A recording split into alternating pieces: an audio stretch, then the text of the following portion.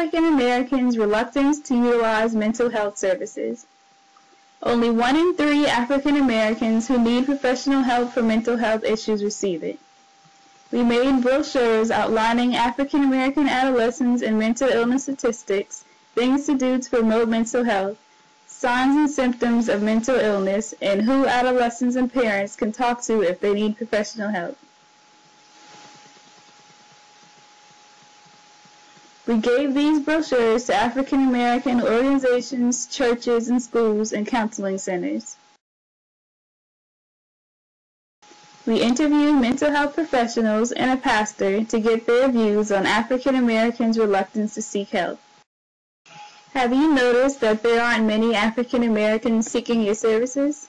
We do actually see a nice number of African American clients, and I think it's mainly because we accept Medicaid, and we also do a really good job here of addressing barriers to services.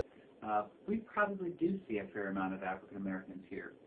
And I think that's the same range of issues that any other population would probably have, concerns about pressure from parents to succeed and do well, financial concerns that they won't be able to stay in the college, relationship problems, especially breakups, are difficult for any student. I don't see a lot of African Americans coming in to talk to me about various issues on campus. The time where I've seen the most African Americans and ended up getting to talk to them is actually when we do free HIV testing. Why do you think African Americans are so reluctant to seek professional help for their mental health problems? One could be just mistrust of mental health services. Historically, African Americans have not necessarily been treated fairly. If you think about the Tuskegee experiment that happened, and there are some other things that happened to where folks just may not be trustful of the services. When they hear mental disorder, they believe that someone has to be completely out of their mind or crazy and don't know what's going on. That's how they equate mental illness to, not realizing that mental illness has nothing to do sometimes with someone's physical reaction or how they behave on a day-to-day basis. You could have a mental problem without even realizing it. You could function like anyone else, but yet still you have a mental problem. So the reason why most African Americans doesn't seek help, because they think they are afraid of the taboo of crazy. Well, I think it's probably similar to other cultural groups, Asians, Hispanics. There is a family tradition and probably a cultural tradition as well to keep private personal issues in the family. Among African Americans, I think the research literature tends to suggest they seek out clergy, especially a clergy of their same nationality. There's still a pretty big stigma associated with that, and the idea that you should be strong enough to deal with your problems. I also think there may be kind of a misunderstanding of what people should seek help for, too, based on the research. So a lot of people have reported that they have felt it down in the dumps or in the blues and don't recognize the symptoms of things like depression, which is one of the more common disorders. It could be $100 an hour. It could be really expensive to be able to come in if you don't have Medicaid or if you don't have insurance. And then also just getting to the mental health services. Most of these services are located outside of folks' community, and so they have to leave their community to be able to go to those services. So you have to be able to have reliable transportation, child care, funds for gas. All of those things can be barriers to being able to seek services. What do you think could help increase the number of African Americans getting professional help?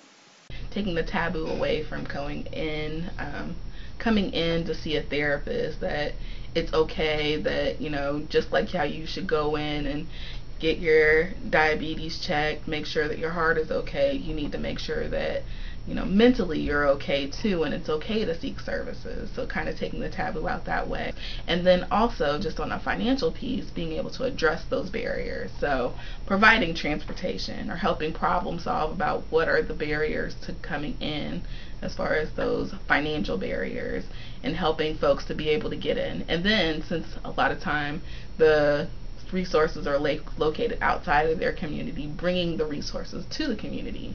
So being able to see clients in their home, so home-based services, or being able with kids to be able to go into the school and maybe just sit in an office and be able to provide services that way. It would be great if more people who could go into counseling were from more diverse backgrounds, because I think one of the harder steps when pursuing counseling is seeing if someone is like you, and unfortunately, one way we tell that is by people's appearance of any group. And so if more people were in the field that represented the different populations in our country, I think that we would see more Latinos, more African Americans, and more Asians seeking services. How do mental health professionals connect with members of the clergy? As a spiritual advisor, sometimes we could detect things beforehand.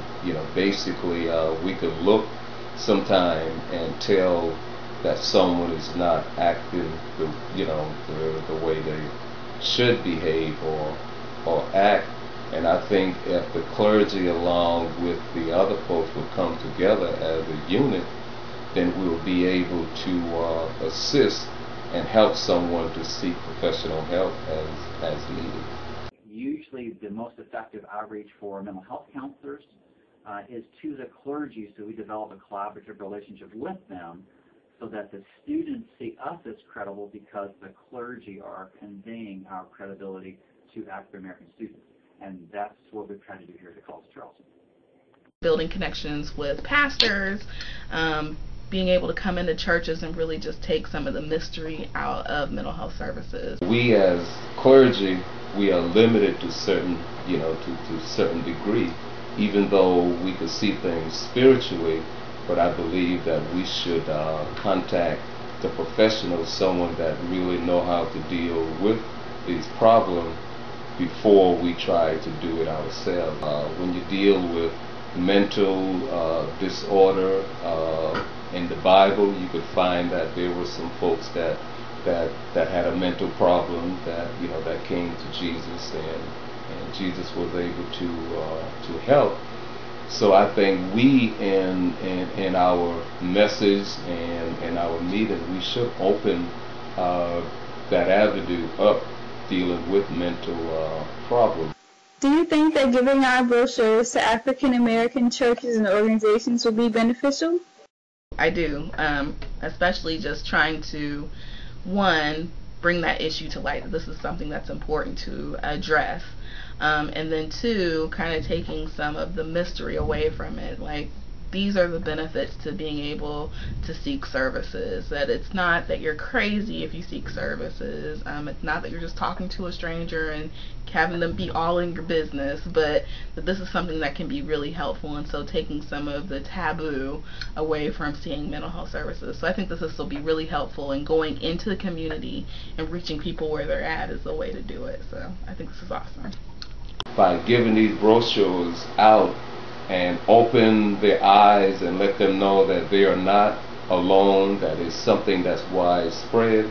The Bible stated that my people perish for lack of knowledge. So if they don't have the knowledge on mental health or what mental health actually is or what it entails, then they will perish, knowing that it could be something simple with just a little counseling, a little medication could level the field off, put their mind back, and they could function again as any normal individual. I'd strongly believe that providing people with information on what's out there and when they should be seeking services is really helpful. So if the brochure hits the major points of when you should seek help and what you should do if something's happening, I think it could be very helpful.